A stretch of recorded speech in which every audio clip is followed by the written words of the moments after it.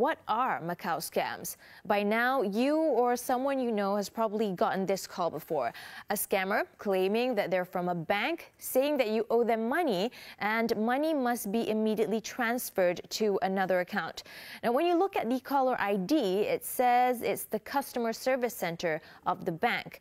So what do you do in this situation? Well, we spoke to CIMB Bank to ask them about what consumers can do to better protect themselves.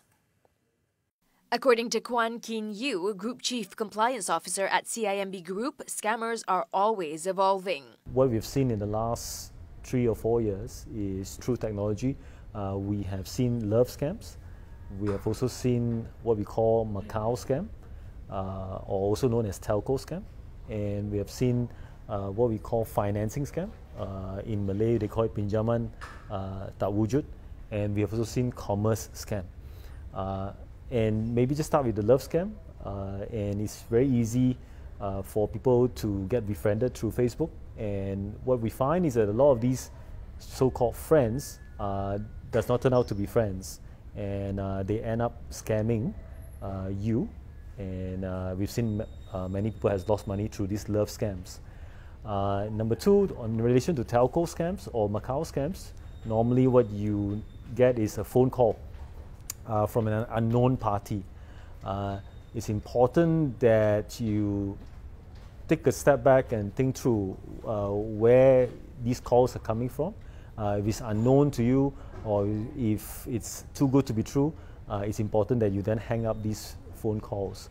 Most likely, it's a telco scam that's coming through your phone. I think thirdly, where it comes to pinjaman tak wujud or what we call financing scam, it's always we find people borrowing money through Facebook, through WeChat, through WhatsApp, responding to a request or responding to an offer to borrow money. And most of them are fraudulent or are scams.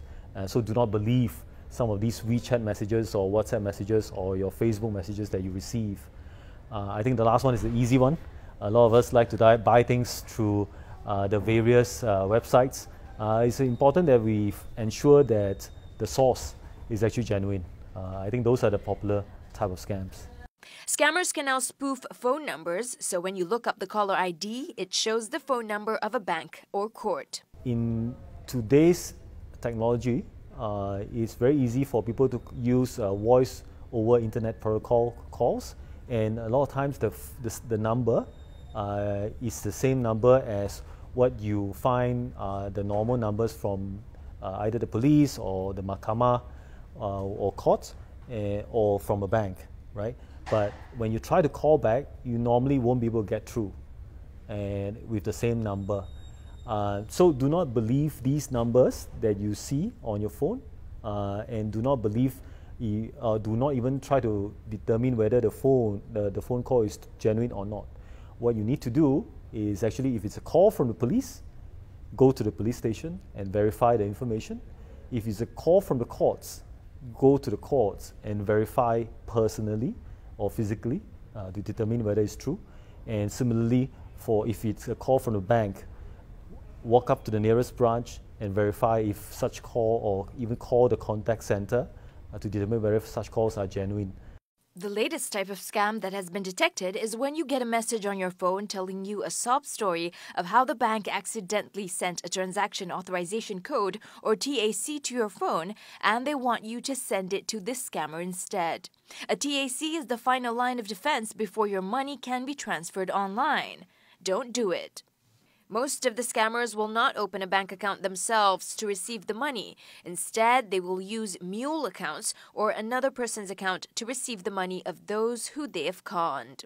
Mule accounts, and unknown to many people, is that there are people who give up or their own account to be operated by a third party for many reasons. One is if they were being pressured by a third party, or if we have seen people who owe money to money lenders and money lenders has requested for their account to be surrendered to them. And we have also seen many people buying bank accounts from the public. The message here is really you cannot and you must not share or offer the operation of your bank account to a third party.